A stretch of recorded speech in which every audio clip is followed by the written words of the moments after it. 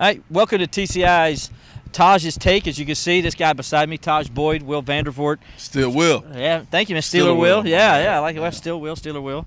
We're here to talk to you about, obviously, the game this week, Clemson at Florida State, noon kickoff, ABC nationally televised game. Tajh, we look at this game. Okay, we'll start off where I couldn't believe Willie Taggart said it. Willie Taggart, the head coach at Florida State, says, hey, we're not worried about their defensive line because our defensive line is just as good. We see it every day in practice. Right. It makes no sense to me because his offensive line is horrible. Well, you know what? Men lie, women lie, numbers don't. Tell them about the numbers. The numbers, the Florida State ranks last in the ACC in rushing yards, last in the ACC in yards per carry, 2.8 or something like that, I believe. That's rough right there. 2.8 per carry. Right. How bad is it? Louisville, who ranks last in the ACC in rushing defense, 233 yards a game they're allowing, only gave up 76 to Florida State. Was that it? 76 yards? 76 yards. Florida State this year, Tajh, 4 times this year they've gotten over 100 yards. No more than 134, which they did against Northern Illinois. Clemson rushed for 471 yards against Wake Forest. Right. Only 132 yards against Wake Forest on the ground for Florida State. I mean, and giving up 18 sacks. Yeah. I mean, that's around 11th in the conference. They've given up, check this out. This is a stat that really stands out to me. 61 tackles for a loss. Right. 8.7 per game. Their total tackles for a loss, 9 more than any other team in the ACC. They're a whole game ahead of every other ACC team. I don't like this matchup. And that's not what you want when you're facing Clemson. I mean, yeah.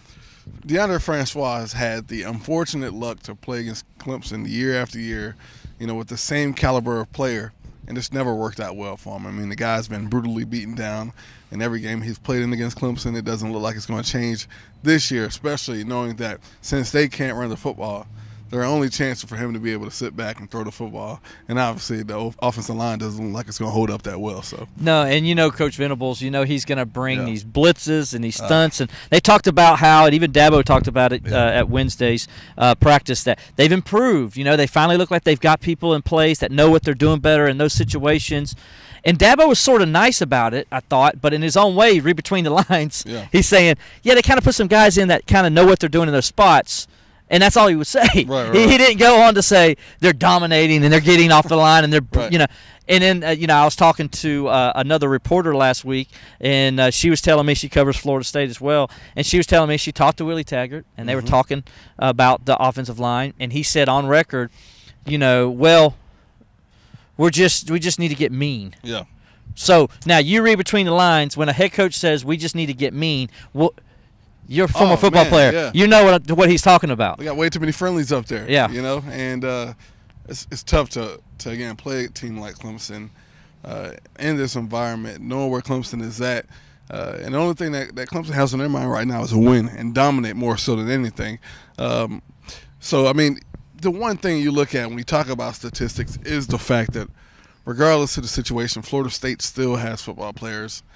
This game is monumental for them. They want to be able to put something good on film. This is their chance to do it. So you're going to get a little bit more of a push than they would, than against a Syracuse or something like that. But the one thing that Clemson has done that none of these teams in the conference have been able to do is build depth and be sustainable.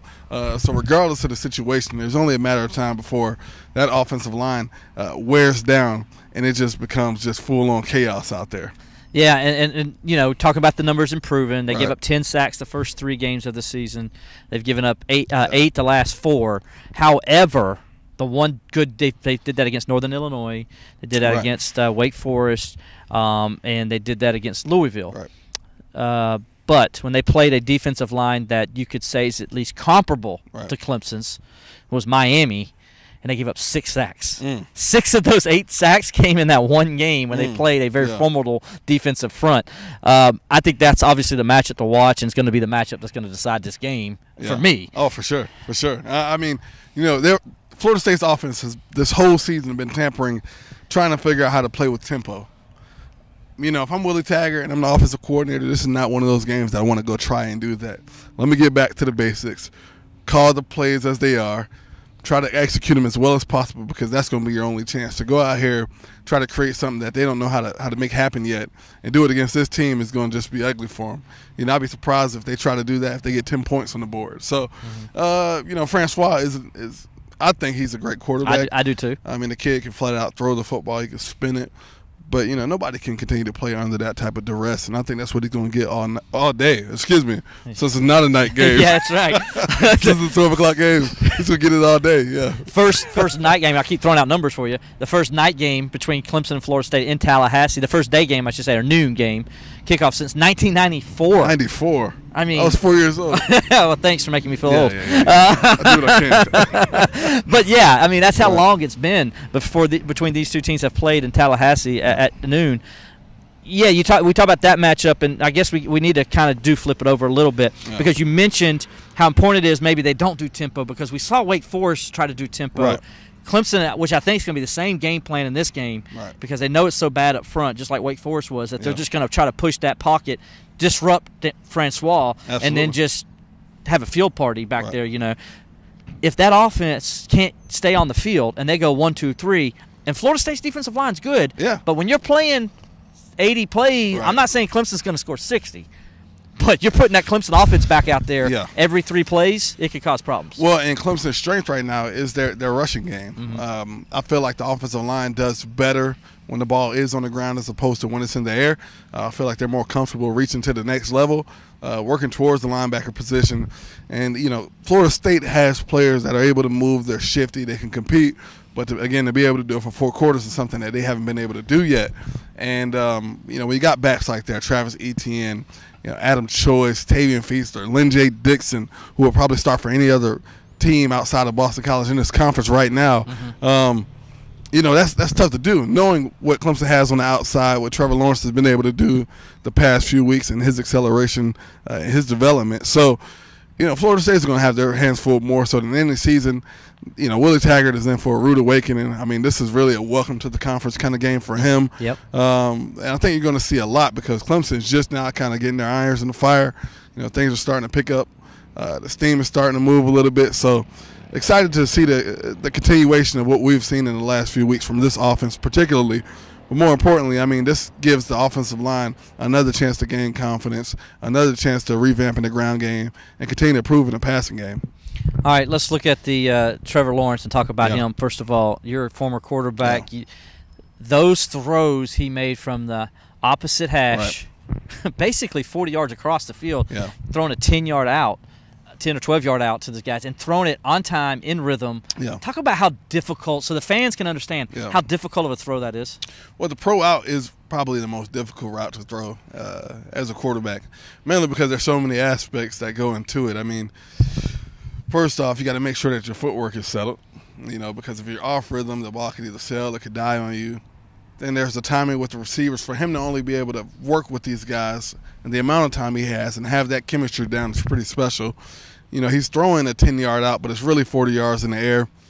And he's not just throwing it at them. He's giving them to them in a space where the ball is outside. They have a chance to run with it. So it's a perfect ball. Not only does he do it, he does it consistently. And when you look at guys like that, I mean, it's hard to find quarterbacks, particularly his age, that are that pinpoint accurate. So, again, I mean, I'm oohed and awed, but at the same time, the consistency that he does it with is more impressive than anything. So knowing he's throwing that ball accurately and with consistency, what does that do for the rest of the passing game and the rest of the offense going forward? Now that there's film on him, that NC State challenged him to see if he can make those throws. Now that he did it, what is that going to tell people on defense? I think defensively, I think there's a way to stop that offense. But the only way to be able to do it is if you have guys on the outside that can match up one-on-one with Clemson receivers. I mean, that's really the only chance any defense has. I mean, if you stack the box, then you're leaving T. Higgins on the island, you're leaving Justin Ross on the island, and you're leaving Hunter Renfrow either matched up with the nickel or a linebacker position. And when you have that, if those guys aren't able to operate in space, aren't able to cover in tight spaces, man, it's tough for them. So I don't see anybody in this conference right now that's able to do that.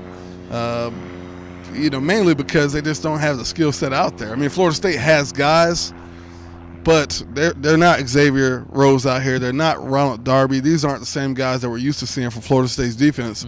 So if that's what you want to do to try to stop the ground game, then you're going to get the same type of production out of Trevor Lawrence and those receivers that we got last week. This is a Florida State secondary is giving up 264 yards a game. Yeah. Last in the ACC. Yeah, you're right. This isn't Ramsey and those guys back there. This is a little bit difficult challenge. All right, real fast before we get out of here, what do you think the game's going to be like in a score prediction? You know, it'll be exciting. I mean, it's still Florida State. You know, you're going to have Osceola run out before the game. May not be as packed, like you said.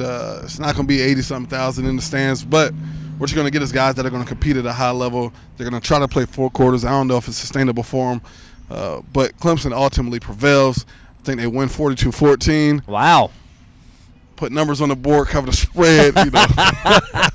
Just for entertainment purposes. Just for entertainment purposes. Just for entertainment purposes. Just entertainment purposes only. Well, you heard it there. 42-14 Tigers. Tajh Boyd predicting a big win down in Tallahassee for Clemson. Would be the first time ever Clemson's won 2 times in a row down there, and 4 in a row for the seniors. Pretty impressive. Nobody's ever done that in the ACC. Special, man. All right, we got plenty more Clemson-Florida State talk.